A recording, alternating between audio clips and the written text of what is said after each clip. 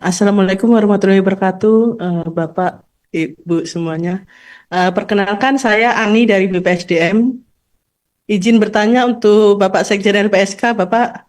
Ini terkait dengan perlindungan saksi dan korban dan pelapor juga ya Bapak ya. Izin, mungkin simpel saja Bapak pertanyaan dari saya. Terkait dengan perlindungan ini, dimulainya dari kapan? Dan sampai sejauh mana perlindungannya, berakhirnya kapan, dan kemudian apakah perlindungannya ini hanya khusus untuk pelapor atau saksi atau korban, ataukah termasuk juga dengan keluarga atau seperti apa Bapak? Mohon dijelaskan. Terima kasih. Assalamualaikum warahmatullahi wabarakatuh.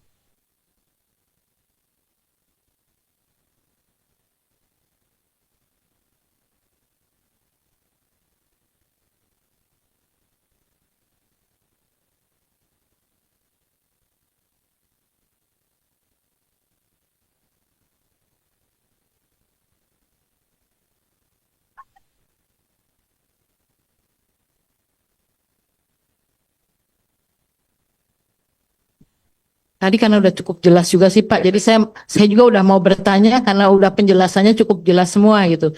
Jadi ada satu pertanyaan Pak dari Mbak Ani dari BPSDM kepada Bapak Sriana. Kami persilakan. Ya, terima kasih Mbak Ari atas pertanyaannya. Ya, memang perlindungan LPSK ini prinsipnya adalah harus dimohonkan. Jadi stelsel pasif ya. Jadi kalau tidak dimohonkan LPSK tidak punya kewenangan. Tetapi juga ada mekanisme lain. Jadi kalau LPSK ini kan berdasarkan undang-undang ya. Khusus terorisme itu memang undang-undang mengatur ada nggak ada permohonan itu seketika LPSK bisa langsung berikan perlindungan. Jadi sebagai contoh, semoga nggak terjadi lagi ya. Dulu ada peristiwa bom di Jakarta cukup banyak, di Australia, JW Marriott. Itu ketika langsung kejadian itu, semua rumah sakit itu kami mengirimkan surat, semua korban LPSK yang menjamin. Jadi korban nggak perlu lagi khawatir terkait biasa ditanya biaya dan sebagainya. Kemudian kami akan mendata, tetap nanti berikutnya si korban harus memohon perlindungan karena ada hak-hak lain yang nanti akan diberikan oleh LPSK. Nah, hal lain ini tadi sudah saya sampaikan cukup banyak ya. Kalau terorisme tadi, kalau meninggal langsung kami memberikan santunan 15 juta. Kemudian kalau meninggalkan, nanti ada namanya kompensasi, itu 250 juta. Yang menerima tentu karena korban meninggal nggak dibawa ke mahkamah, tapi dikasih ke keluarganya. Nah, sejak kapan perlindungan diberikan? Jadi ketika memohon LPSK setelah kami melakukan assessment, investigasi, ini kemudian diputuskan oleh pimpinan LPSK dalam bentuk apa? Itu cukup banyak perlindungan. Nah, perlindungan dimulai ketika ada namanya surat perjanjian perlindungan. Karena ini adalah uang negara, tentu ada perjanjian mana yang boleh, mana yang tidak. Dan ini biasa berlaku selama 6 bulan. Setelah 6 bulan ini bisa dievaluasi perlu ada perpanjangan atau tidak. Ketika perpanjangan tentu harus ada eviden ya. Sebagai contoh tadi korban mengalami kebutuhan medis lebih dari 6 bulan. Nanti perlu ada namanya rekomendasi dari dokter sebagai syarat untuk perpanjangan bantuan medis. Jadi kalau mereka harus kontak ke rumah sakit, jadi kita udah punya kerjasama dengan rumah sakit, nanti nggak perlu bayar. Dan bahkan untuk kasus tertentu ada line khusus ya. Biasa untuk korban pelanggaran HAM yang berat, karena mayoritas adalah sudah sepuh, korban 65, 66. Saya aja belum lahir, tapi LPSK sudah menangani itu ada line khusus untuk korban yang memang manula. Nah, itu bisa diberikan sesuai dengan kebutuhan. Nah, kami kalau dalam konteks kasus korupsi ya, kami pernah menangani suatu kasus kolaborasi dengan KPK. Barangkali Bapak Ibu sekalian dulu pernah mendengar banyak sekali anggota DPRD di suatu wilayah masuk didikannya Pak Eko ini.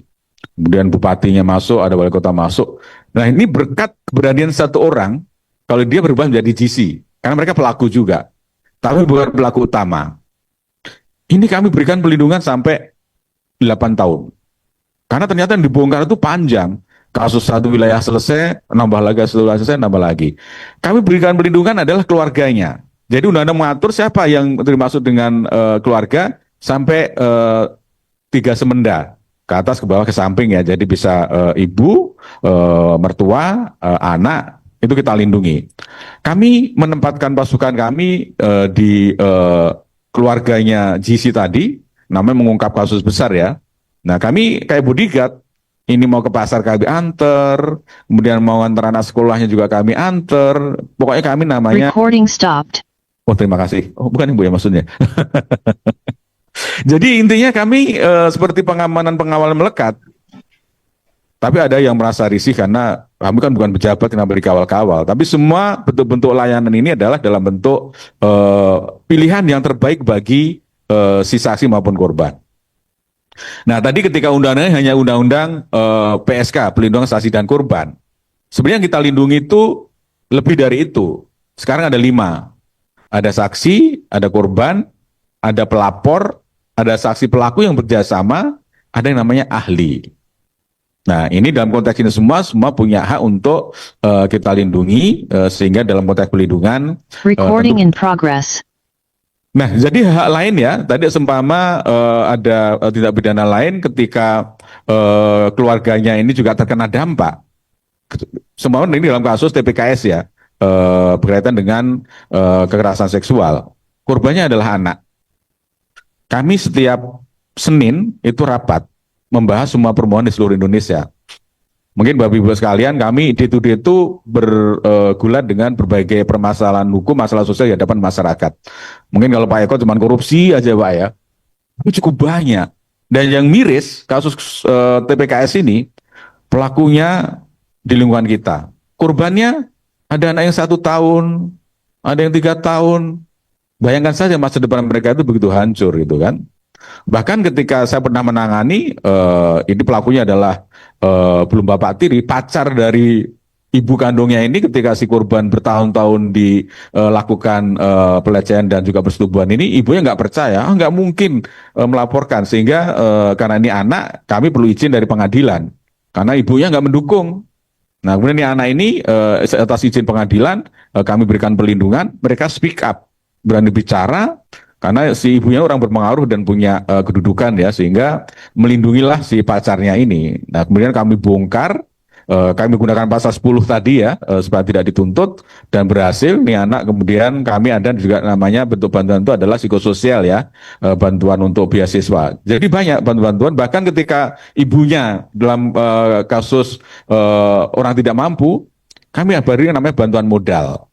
Supaya ibunya ini ketika nangani kasus kan nggak kerja di bolak-balik ke pengadilan, kan cukup lama nih kalau proses hukum. Kita kasih bantuan modal supaya bisa hidup untuk mencari penghasilan. Nah jadi cukup banyak Bu Ari, nanti kalau BPSDM punya kegiatan pendidikan, membutuhkan juga penguatan dalam bidang ilmu perlindungan saksi dan korban. Karena nggak diajarkan di fakultas-fakultas, nggak diajarkan di tempat lain, hanya ada di LPSK. Dan juga beberapa hal nanti kita bisa memberikan pemahaman. Karena tidak tahu, bahkan masyarakat nggak tahu bahwa ketika jadi saksi korban itu banyak yang bisa kita berikan. Korban nggak perlu pusing mikir biaya rumah sakit, nggak perlu mikir transport ke pengadilan, ke kejaksaan, karena semua hadirnya negara. Terima kasih Bu Ari, dan saya kembalikan Ibu Susan. Terima kasih penjelasannya Pak Sekjen. Sekali lagi tepuk tangan yang meriah. Jadi Bapak hadirin